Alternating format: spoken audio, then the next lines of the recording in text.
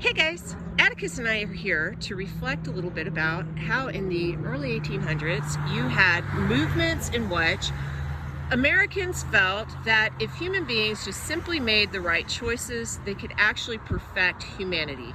Atticus, of course, is not totally interested in this because he's a dog who has already achieved perfection. But nonetheless, you guys have to think about it because it's important to U.S. history.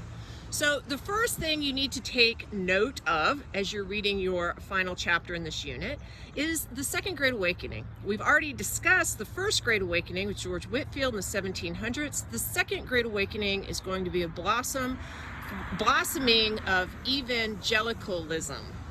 All right, it's going to really question how people conduct their lives and attempt to reform society.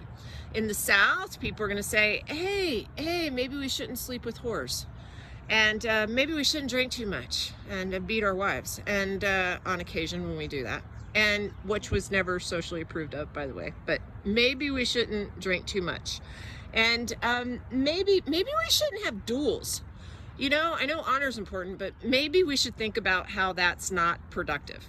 And in the North, they're also going to think about dueling, demon drink, and dollars for dames, but they are going to further question whether or not slavery should be tolerated anywhere in the world. So in the 1800s, coming in part out of the Second Great Awakening, this religious movement, you're going to find abolitionists gaining some steam. So there's that.